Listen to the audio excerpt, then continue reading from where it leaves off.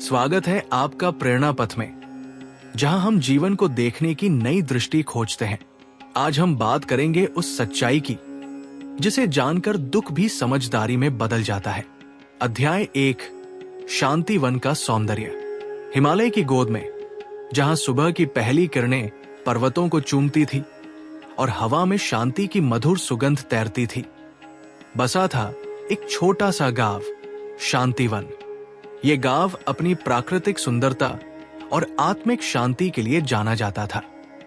हरे भरे जंगलों से घिरा एक निर्मल नदी के किनारे बसा ये गांव ऐसा लगता था मानो प्रकृति ने इसे अपनी सबसे सुंदर रचना बनाया हो।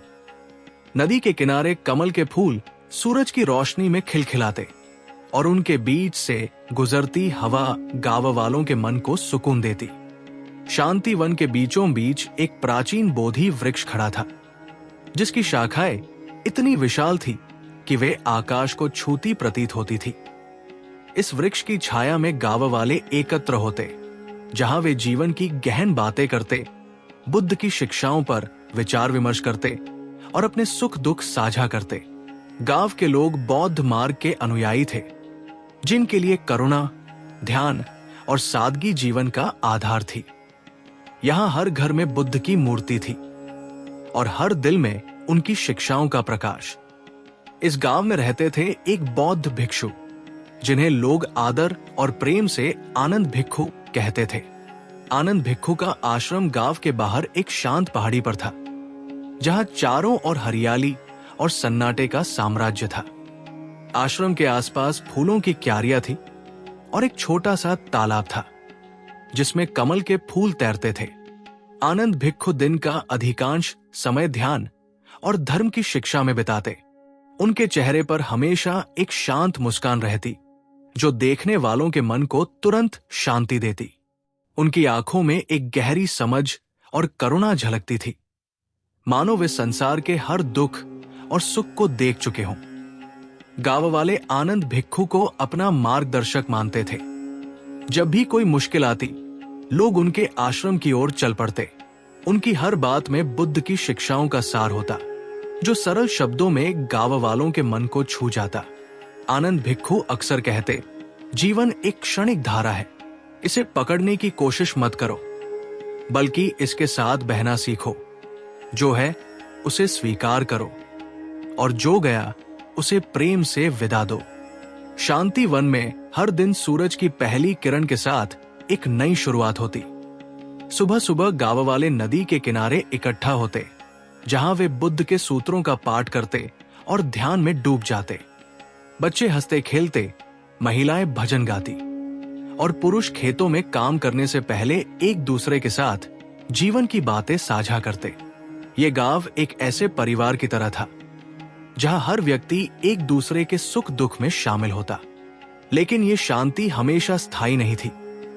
एक दिन शांति वन में एक ऐसी घटना घटी, जिसने गांव की इस शांत दुनिया को हिलाकर रख दिया। ये कहानी उसी दुख से शुरू होती है और उस दुख को जीवन के उत्सव में बदलने की यात्रा को दर्शाती है। अध्याय 2, दुख का आगमन। एक सर्द सुबह, जब सूरज अभी पूरी तरह नहीं जागा था, शांति वन में एक दुखद खबर फैल गई। गांव के सबसे प्रिय और सम्मानित व्यक्तियों में से एक, सुमति, जो गांव की धर्मशाला के संरक्षक थे, का अचानक देहांत हो गया। सुमति एक ऐसे व्यक्ति थे जिनका नाम सुनते ही हर किसी के चेहरे पर मुस्कान आ जाती थी। उनकी दयालुता, उनकी बुद्धिमत्ता और उनकी करुणा ने शांति वन को एक सच्चा परिवार बनाया था। वे हर उस व्यक्ति के लिए एक पिता, एक भाई और एक मित्र थे जो उनके पास आता। सुमति की मृत्यु की खबर ने गांव को स्तब्ध कर दिया। लोग उनके घर के बाहर इकट्ठा होने लगे। उनकी पत्नी कमला और उनकी बेटी तारा इस अप्रत्याशित दुख से पूरी तरह टूट चुकी थी। कमला की आंखें आंसुओं से भरी थी और वो बार बार सुमति का नाम लेते हुए रो रही थी। तारा, जो हमेशा अपने पिता की छाया में हंसती खेलती थी, अब चुपचाप एक कोने में बैठी थी। उसका चेहरा शून्य और मन भारी। गांव वाले भी इस दुख को सहन नहीं कर पा रहे थे। हर कोई एक दूसरे से पूछ रहा था, सुमति के बिना शांतिवन का क्या होगा? उनके बिना ये गांव अधूरा है। सुमति की धर्मशाला, जहां लोग बुद्ध की शिक्षाएं सीखते और ध्यान करते, अब सूनी लग रही थी। वहां की दीवारें, जो कभी सुमति की हंसी और उनकी शिक्षाओं से गूंजती थी, अब खामोश थी। गांव वालों के मन में एक गहरा सवाल उठ रहा था, क्या ये शांतिवन फिर कभी पहले जैसा हो पाएगा? अध्याय 3, आनंद भिक्षु की शरण। दुख की इस घड़ी में कुछ गांववासियों ने फैसला किया कि वे आनंद भिक्षु के पास जाएंगे। उन्हें विश्वास था कि भिक्षु की शिक्षाएं उनके इस दुख को कुछ हल्का कर सकती है। कमला, तारा और गांव के कुछ अन्य लोग सुबह सवेरे भिक्षु के आश्रम की ओर चल पड़े। रास्ते में नदी का पानी शांतिपूर्वक बह रहा था और पक्षियों की मधुर आवाजें हवा में गूंज रही थी। लेकिन गांव वालों के मन में एक गहरा सन्नाटा था, जो इस प्राकृतिक सुंदरता को भी फीका कर रहा था। आश्रम पहुंचने पर उन्होंने देखा कि आनंद भिक्षु एक छोटे से बगीचे में बैठे थे। उनके सामने एक छोटा सा तालाब था, जिसमें कमल के फूल शांतिपूर्वक तैर रहे थे। भिक्षु की आंखें बंद थी और उनके चेहरे पर वही शांत मुस्कान थी जो हमेशा उनके साथ रहती थी। गांववासियों को देखकर उन्होंने धीरे से आंखें खोली और उन्हें पास बुलाया। एक बांस की चटाई पर सभी को बैठने का इशारा करते हुए भिक्षु ने कहा, आओ मेरे साथ इस क्षण को जियो। कमला ने रोते हुए अपनी व्यथा सुनाई, भिक्षु जी, हमारे सुमति हमें छोड़कर चले गए। वे हमारे जीवन का आधार थे। अब हमारा क्या होगा? हमारा घर, हमारा गांव, सब सूना हो गया है।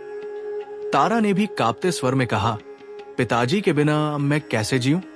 उनका हर शब्द मेरे लिए प्रेरणा था। अध्याय 4, बुद्ध की शिक्षा। आनंद भिक्षु ने कमला और तारा की ओर गहरी करुणा से देखा। उनकी आवाज में एक गहरी शांति थी जब वे बोले, सब कुछ अनित्य है कमला, तारा। जन्म और मृत्यु, सुख और दुख, ये सब जीवन के चक्र का हिस्सा है। जब हम अपने प्रियजनों के साथ होते हैं, हम हंसते हैं, उत्सव मनाते हैं, उनके साथ हर पल का आनंद लेते हैं। लेकिन जब वे चले जाते हैं, हम दुखी हो जाते हैं, अपने आप को असहाय मान लेते हैं। ये स्वाभाविक है, पर क्या ये दुख हमें जीवन की सच्चाई से दूर ले जाता है? गांव वाले चुपचाप उनकी बातें सुन रहे थे। तारा ने धीरे से पूछा, भिक्षु जी, लेकिन इस दुख को कैसे सहें? हम सुमति को कैसे भूल सकते हैं? भिक्षु ने हल्के से मुस्कुराते हुए कहा, मैं तुमसे भूलने को नहीं कह रहा तारा, मैं तुमसे जीवन की सच्चाई को समझने को कह रहा हूं। भगवान बुद्ध ने सिखाया है कि सब कुछ क्षणिक है। जैसे नदी का पानी बहता है, वैसे ही जीवन भी बहता है। जब पेड़ की पत्तियां गिरती हैं, तो पेड़ रोता नहीं, वो नए पत्तों के लिए तैयार होता है। उसी तरह जो चला गया, उसकी स्मृति को अपने हृदय में संजो, पर जो है उसका सम्मान करो। उन्होंने आगे कहा, दुख जीवन का हिस्सा है, लेकिन दुख में डूब जाना जीवन का अपमान है। बुद्ध ने हमें 4 आर्य सत्य सिखाए। दुख है, दुख का कारण है, दुख से मुक्ति संभव है और मुक्ति का मार्ग है। सुमति का जाना दुख है, लेकिन इस दुख को स्वीकार करके इसे करुणा और प्रज्ञा में बदलकर तुम जीवन का सच्चा उत्सव मना सकते हो। अध्याय 5, एक बौद्ध कथा। आनंद भिक्षु ने अपनी बात को और स्पष्ट करने के लिए एक कथा सुनाई। कई वर्ष पहले एक गांव में एक युवक रहता था, जिसका नाम था सिद्ध। सिद्ध का एक छोटा भाई था, जिसे वो अपने प्राणों से भी अधिक प्यार करता था। लेकिन एक दिन उसका भाई एक भयंकर बुखार से मर गया। सिद्ध का मन दुख से भर गया। वह दिन रात रोता और अपने भाई को याद करता। उसका जीवन जैसे रुक सा गया था। एक दिन सिद्ध एक बौद्ध भिक्षु के पास गया और अपनी व्यथा सुनाई। भिक्षु ने उससे कहा, सिद्ध, एक कमल का बीज लो और उसे इस तालाब में बो दो। उसका ध्यान रखो और देखो कि वो क्या सिखाता है। सिद्ध ने वैसा ही किया। उसने बीज को तालाब में बोया, उसे पानी और देखभाल दी। कुछ महीनों बाद उस बीज से एक सुंदर कमल का फूल खिला। उस कमल को देखकर सिद्ध को अपने भाई की याद आती, लेकिन अब वो दुखी नहीं होता था। उसे लगता था कि उसका भाई उस कमल की सुंदरता और शांति में जीवित है। सिद्ध ने उस तालाब के किनारे गांव के बच्चों को बुद्ध की शिक्षाएं सिखानी शुरू की। वो कमल का फूल गांव के लिए शांति और करुणा का प्रतीक बन गया। सिद्ध ने समझ लिया था कि दुख को स्वीकार करके ही हम जीवन के सच्चे आनंद को पा सकते हैं। अध्याय 6, दुख से मुक्ति। भिक्षु की कथा सुनकर कमला और तारा की आंखों में आंसू थे, लेकिन अब उनमें एक नई शांति थी। उनके मन में भिक्षु की बातों ने एक दीपक जलाया था, जो उनके दुख के अंधेरे को रोशन कर रहा था। एक गांववासी ने पूछा, भिक्षु जी, तो क्या हमें सुमति को भूल जाना चाहिए? भिक्षु ने तुरंत जवाब दिया, नहीं, सुमति को भूलना नहीं है। उनकी स्मृति को अपने हृदय में रखो। उनके द्वारा किए गए अच्छे कार्यों को आगे बढ़ाओ। सुमति ने इस गांव को करुणा और एकता का पाठ पढ़ाया। अब तुम्हारी जिम्मेदारी है कि उस पाठ को जीवित रखो। जो गया उसका आभार मानो और जो है उसका सम्मान करो। भिक्षु ने आगे कहा, बुद्ध ने हमें अष्टांगिक मार्ग सिखाया है। सही दृष्टि, सही संकल्प, सही वचन, सही कर्म, सही आजीविका, सही प्रयास, सही स्मृति और सही समाधि। इस मार्ग पर चलकर तुम दुख से मुक्ति पा सकते हो। जीवन को एक उत्सव की तरह जियो। हर क्षण, हर सांस, हर मुस्कान एक उत्सव है। दुख को गले लगाओ, क्योंकि ये हमें जीवन की गहराई सिखाता है। जो गया उसका आभार मानो और जो है उसका सम्मान करो। ये पंक्ति आनंद भिक्षु की बौद्ध दर्शन से प्रेरित एक गहन सीख है। ये छोटी सी पंक्ति जीवन के प्रति एक समग्र दृष्टिकोण को समेटे हुए है, जो बौद्ध धर्म के मूल सिद्धांतों अनित्यता, क्षणिकता, करुणा और सजगता, माइंडफुलनेस को प्रतिबिंबित करती है। इसे विस्तार से समझने के लिए हम इस पंक्ति को 2 हिस्सों में तोड़कर इसके अर्थ, दार्शनिक आधार और जीवन में इसके व्यावहारिक अनुप्रयोग को देखेंगे। 1. जो गया उसका आभार मानो। अर्थ, जो गया। यहां जो गया उन लोगों, अनुभवों या चीजों की ओर इशारा करता है जो हमारे जीवन से चले गए हैं। चाहे वो किसी प्रियजन की मृत्यु हो, कोई रिश्ता खत्म होना हो या कोई जीवन का पड़ाव जो अब बीत चुका हो। ये जीवन की क्षणिकता को दर्शाता है कि सब कुछ अस्थायी है। उसका आभार मानो। इसका अर्थ है कि जो कुछ भी हमारे जीवन में था और अब नहीं है, उसके प्रति कृतज्ञता व्यक्त करना। ये कृतज्ञता हमें उन सकारात्मक योगदानों, यादों और सीखों के लिए धन्यवाद देने को प्रेरित करती है जो उस व्यक्ति या अनुभव ने हमें दिए। बौद्ध दर्शन का आधार, अनित्यता। बौद्ध धर्म में अनित्यता एक मूल सिद्धांत है जो कहता है कि सब कुछ बदलता है और कुछ भी स्थायी नहीं है। जो लोग या चीजें हमारे जीवन से चली गई हैं, वे इस अनित्यता का हिस्सा है। आभार मानने का अर्थ है इस सत्य को स्वीकार करना कि हर चीज का एक समय होता है और उसे प्रेम और सम्मान के साथ विदा करना। 4 आर्य सत्य। बुद्ध ने सिखाया कि दुख जीवन का हिस्सा है और इसका कारण हमारी आसक्ति, तृष्णा है। जब हम उन लोगों या चीजों के प्रति आसक्ति रखते हैं जो चले गए, तो हम दुखी होते हैं। आभार मानना हमें इस आसक्ति से मुक्त करता है, क्योंकि ये हमें उनके योगदान को स्वीकार करने और उन्हें शांति से जाने देने की अनुमति देता है। करुणा और मैत्री। आभार मानना करुणा और मैत्री, प्रेमपूर्ण दयालुता का एक रूप है। ये हमें उस व्यक्ति या अनुभव के प्रति प्रेम और सम्मान की भावना रखने के लिए प्रेरित करता है जो हमारे जीवन को समृद्ध करने में योगदान दे चुका है। जीवन में अनुप्रयोग। प्रियजनों की स्मृति। यदि कोई प्रियजन मर गया है, जैसे कहानी में सुमति, तो उनके जाने का दुख स्वाभाविक है, लेकिन आभार मानने का अर्थ है उनकी अच्छाइयों, उनके प्यार और उनके द्वारा दी गई सीखों को याद करना। उदाहरण के लिए, सुमति ने शांति वन को एकता और करुणा सिखाई। उनकी बेटी तारा और पत्नी कमला उनके सपनों को आगे बढ़ाकर उनका आभार व्यक्त करती है। खोए हुए अवसरों के प्रति ये केवल लोगों तक सीमित नहीं है। यदि कोई नौकरी, दोस्ती या जीवन का कोई अवसर चला गया, तो आभार मानने का अर्थ है उस अनुभव से मिली सीख और विकास को स्वीकार करना। इससे हम अतीत में अटकने के बजाय आगे बढ़ पाते हैं। मन की शांति। आभार मानने से मन में शांति आती है। ये हमें नकारात्मक भावनाओं जैसे क्रोध, पछतावे या अपराध बोध से मुक्त करता है। उदाहरण के लिए, यदि आप किसी से झगड़ा करके अलग हुए, तो आभार मानने का अर्थ है उनके साथ बिताए अच्छे पलों को याद करना और उन्हें क्षमा करना। उदाहरण, मान लीजिए आपका एक दोस्त दूसरे शहर चला गया और आप उसे बहुत मिस करते हैं। दुखी होने के बजाय आप ये सोच सकते हैं कि उस दोस्त ने आपको कितने हंसी के पल दिए, कितनी बार आपकी मदद की। इस आभार के साथ आप उसकी स्मृति को संजोते हैं और दुख को कम करते हैं। दो, जो है उसका सम्मान करो। अर्थ जो है, ये उन लोगों, अवसरों और चीजों की ओर इशारा करता है जो वर्तमान में हमारे जीवन में मौजूद है।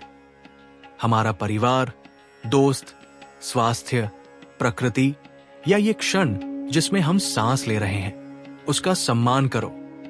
इसका अर्थ है वर्तमान में मौजूद हर चीज की कद्र करना, उसे पूरी तरह जीना और उसका महत्व समझना। ये सजगता, माइंडफुलनेस का आह्वान है कि हम जो कुछ हमारे पास है उसे प्रेम और जागरूकता के साथ अपनाएं। बौद्ध दर्शन का आधार। सजगता, माइंडफुलनेस बौद्ध धर्म में सजगता का अर्थ है हर क्षण को पूर्ण जागरूकता के साथ जीना। जो हमारे पास है उसका सम्मान करने का मतलब है वर्तमान क्षण में पूरी तरह मौजूद रहना, बिना अतीत के पछतावे या भविष्य की चिंता के। अष्टांगिक मार्ग। बुद्ध का अष्टांगिक मार्ग विशेष रूप से सही स्मृति, राइट माइंडफुलनेस और सही समाधि, राइट कंसंट्रेशन, हमें सिखाता है कि हम अपने वर्तमान को पूरी तरह जिए। जो लोग या चीजें हमारे पास है, उनका सम्मान करना इस मार्ग का हिस्सा है। कृतज्ञता और संतोष। बौद्ध दर्शन में संतोष, संतुष्टि एक महत्वपूर्ण गुण है। जो हमारे पास है उसका सम्मान करना हमें संतोष की ओर ले जाता है, जो हमें लालच और असंतोष से बचाता है। जीवन में अनुप्रयोग। वर्तमान में जीना। सम्मान करने का अर्थ है अपने परिवार, दोस्तों और यहां तक कि छोटी छोटी चीजों लाइक एक कप चाय, एक सुंदर सूर्यास्त या किसी की मुस्कान की कद्र करना। कहानी में तारा और कमला सुमति के जाने के बाद भी गांव वालों और उनके सपनों का सम्मान करती है, जिससे वे एक ध्यान केंद्र बनाती है। रिश्तों को मजबूत करना। जो लोग हमारे जीवन में हैं, उनके प्रति समय, ध्यान और प्रेम देना सम्मान का हिस्सा है।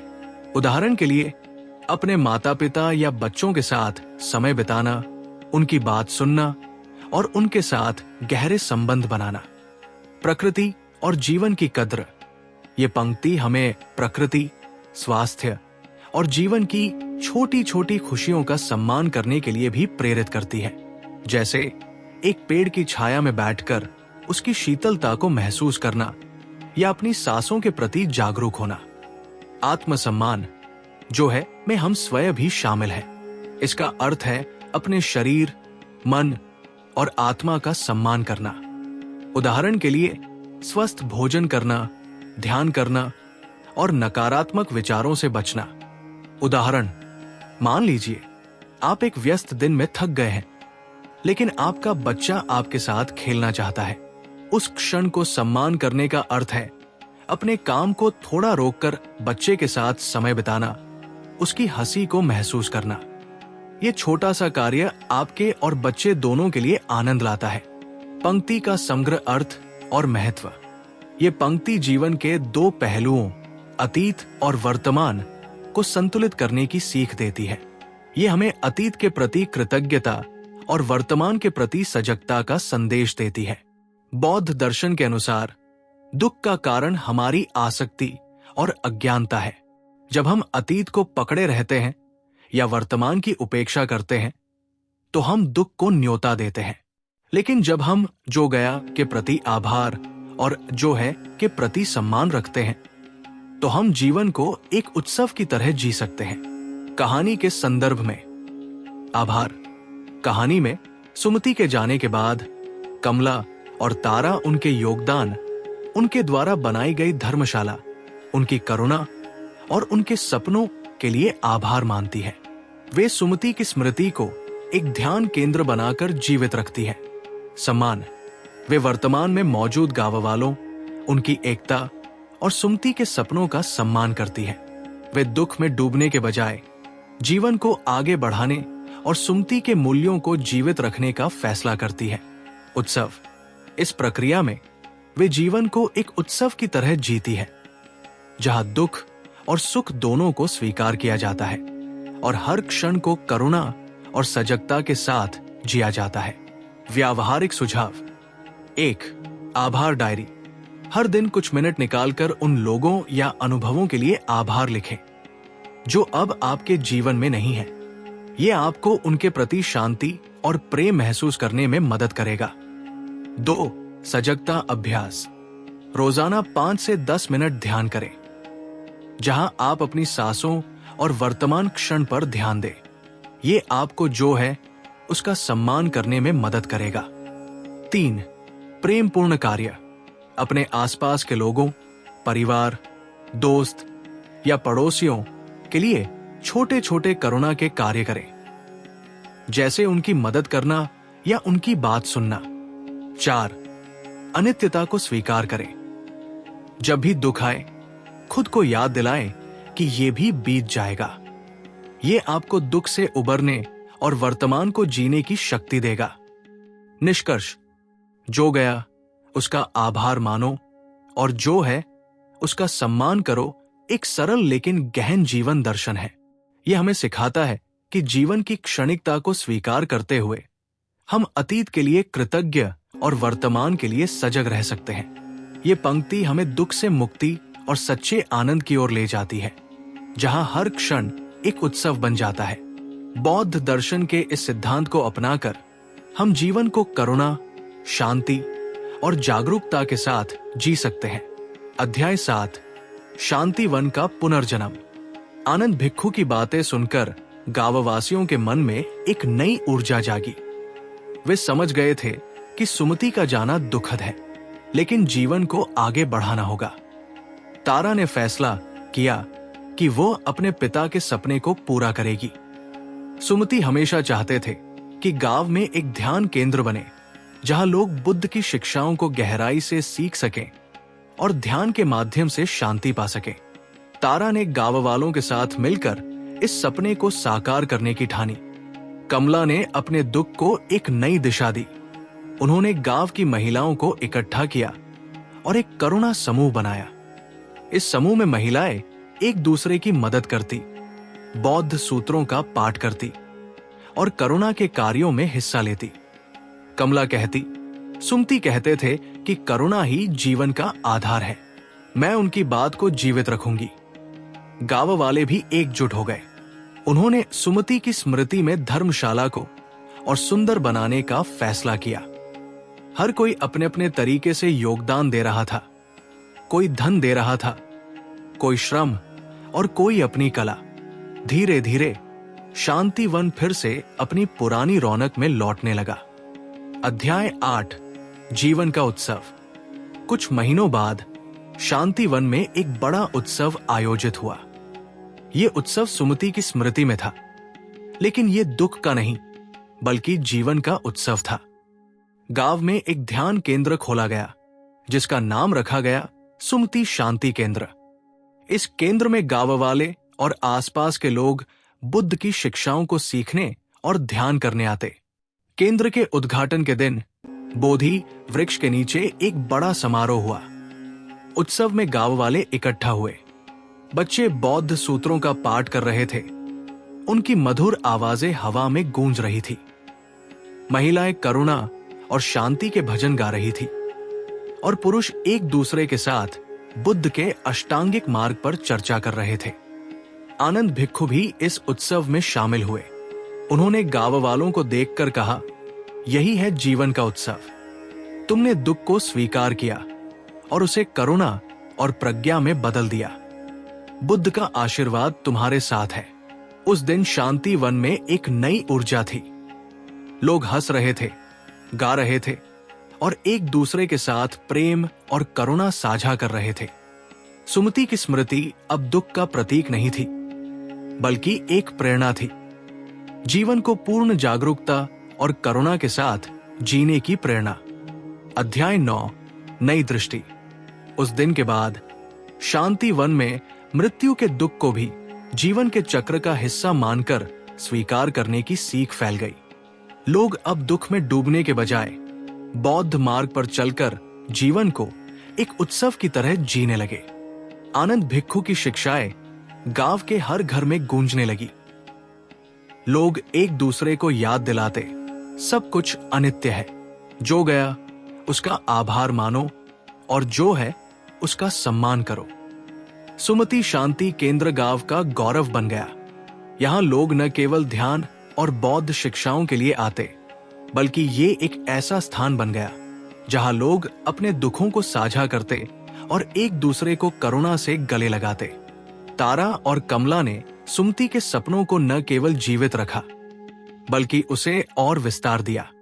गांव वाले अब हर पल को जागरूकता के साथ जीने लगे, ये समझते हुए कि जीवन का हर क्षण एक अनमोल उपहार है। अध्याय 10, निष्कर्ष। शांति वन की ये कथा हमें बुद्ध की शिक्षाओं की गहराई सिखाती है।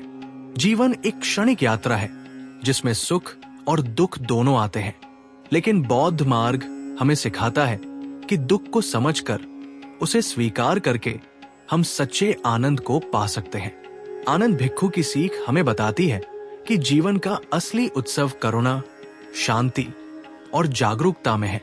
जब हम हर क्षण को पूर्ण चेतना के साथ जीते हैं तो जीवन एक अनमोल तोहफा बन जाता है।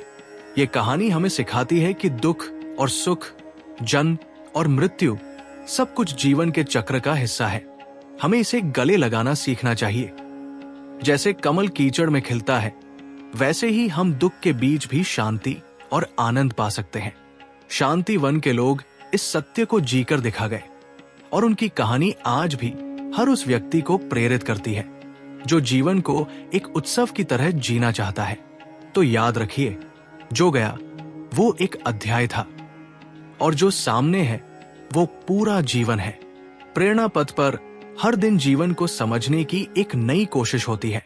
जुड़े रहिए, फिर मिलेंगे एक नई प्रेरणा के साथ। श्री राधे राधे। नमो बुद्धाय।